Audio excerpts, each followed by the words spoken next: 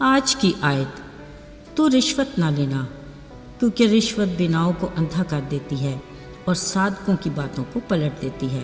خروج 23 باب 8ویں آیت۔ عزیزو، چھوٹا داؤد اکثر اپنے باپ کو مٹی میں مختلف سبزیوں کے بیج لگاتے دیکھتا۔ باپ نے اسے بتایا، بیٹا چند دنوں بعد اس بیج سے چھوٹے پودے اگیں گے۔ اب داؤد کو بڑا تجسس تھا، وہ ہر روز کھیتی کا جائزہ لیتا۔ آخر چند دنوں بعد اس نے مٹی سے پھوٹتے چھوٹے پودے دیکھے۔ ایک دن نہ جانے کہاں سے داؤد نے بکری کی مینگنے اکٹھی کی اور آ کر مٹی میں لگا دی۔ باپ نے پوچھا، بیٹا کیا کر رہے ہو؟ داؤد نے بڑی معصومیت سے کہا، بابا میں بھی بکری کی مینگنوں کے بیج لگا رہا ہوں، کچھ دنوں کے بعد دیکھنا ان میں سے بکریاں اگیں گی۔ باپ اپنے بیٹے کی معصومیت پر مسکرائے بنا نہ رہ سکا۔ عزیزو، ادھر انسان اور خدا کے ملاپ اور رفاقت کی دشمنی میں جب ابلیس نے بنی نوع انسان کے دل کی کھیتی میں گناہ کا بیج لگایا تو اسے بخوبی اندازہ تھا کہ اس سے پیدا ہونے والی فصل کیسی ہوگی، اور پھر بالکل ویسا ہی ہوا۔ گناہ سے ایسی بدی کی فصل پیدا ہوئی جس کے باعث نسل انسانی مکمل طور پر تباہی اور بربادی کا شکار ہو گئی اور گمراہی کے راستے پر چل نکلی۔ انہی میں رشوت ایک ایسا پھل تھا جو بظاہر خوشنما پر اصل میں وہ ایک ایسا ناسور بنا جو معاشرے میں تیزی سے پھیلنے لگا۔ عزیزو، رشوت ایک ایسا سحر ہے جو اچھوں کو بھی اپنا اسیر بنا لیتی ہے، عقل کو تباہ کرتی اور بیناؤں کو اندھا کر دیتی ہے۔ اسی رشوت سے اور بہت سی برائیاں جنم لیتی ہیں، یوں معاشرہ انتشار کا شکار ہوتا چلا جاتا ہے۔ عزیزو، ذرا سوچئے، خالق خدا نے ہم انسانوں کے لیے ایسے جہان کی آرزو کی تھی کیا؟ نہیں نا، بلکہ اس نے کائنات کی ہر شے کو خوبصورت اور ہر طرح کے فائدوں سے مالا مال کر کے انسان کے سپرد کیا، مگر افسوس گناہ کا مرض نسل انسانی میں اس طرح سرایت کرتا رہا کہ معاشرہ بد سے بدتر ہوتا گیا۔ ایسے میں خالق خدا کو مداخلت کرنا ہی پڑی۔ یوں بھی نبیوں کی پیشن گوئیوں کا وقت بھی قریب آتا جا رہا تھا۔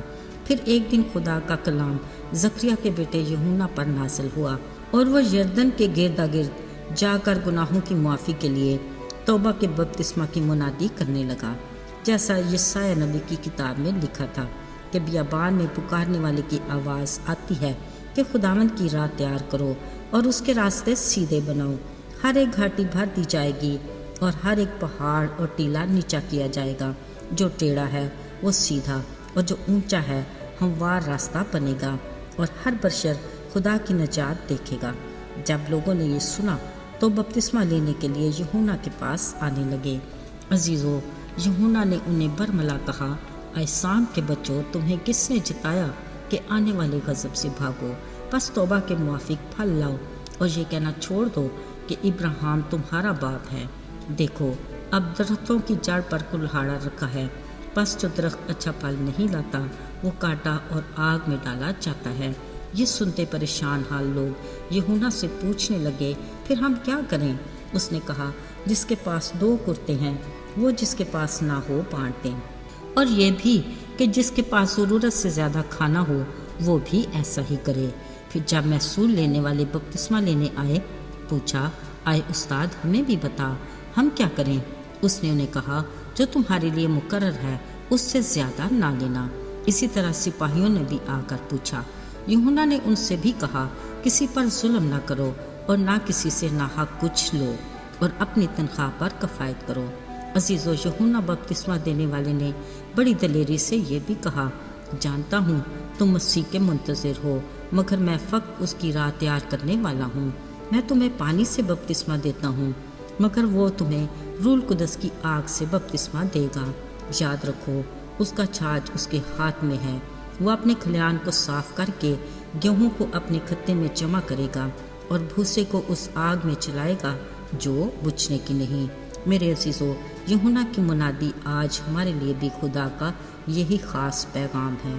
یاد رہے، اور بہت سی برائیوں کے ساتھ آج رشوت کا بازار ہمارے معاشرے میں زوروں پر ہے، مگر خداوند کا کلام واضح الفاظ میں تلقین کرتا ہے کہ ضرورت سے زیادہ بھی بانٹ دو، کسی پر ظلم نہ کرو اور نہ ہی کسی سے ناحق کچھ لو، مقررہ ٹیکس لو اور اپنی تنخواہ میں ہی کفایت کرو، یعنی خدا کا کلام رشوت جیسی لعنت سے بچنے کی ہدایت دیتا ہے، مگر افسوس آج ہم رشوت کے معاملے میں بہت آگے جا چکے ہیں۔ اب رشوت صرف روپے پیسے تک ہی محدود نہیں، بلکہ نئے دور کے قصے، پلاٹوں، جدید طرز کے گھروں اور قیمتی تحفوں، گاڑیوں اور پس پردہ کہاں کہاں تک جا پہنچے ہیں۔ ساتھیو، یہ ہمارے لیے لمحہ فکریہ ہے۔ بس اتنا یاد رہے کہ عادل منصف خدا انصاف کے تخت پر بیٹھا ہے اور ہر ایک کے کام کے موافق دینے کے لیے اجر بھی اسی کے پاس ہے۔ آئیے دعا کریں۔ آئے قادر مطلق آسمانی باپ، ہم بڑی عاجزی اور خاکساری سے تیرے حضور میں آتے ہیں۔ آج ہم پھر سے اپنے گناہوں کا اقرار کرتے اور اپنی خطاؤں کو مان لیتے ہیں۔ جانتے ہیں کہ تو رحیم خدا ہے، قہر میں دھیما اور شفقت میں بڑھ کر ہے۔ اپنے بڑے فضل سے اپنے بیٹے یسوع کے قیمتی لہو سے ہمیں پاک اور صاف کر اور ہمیں قبول کر۔ یسوع کے مبارک نام میں مانگتے ہیں، آمین۔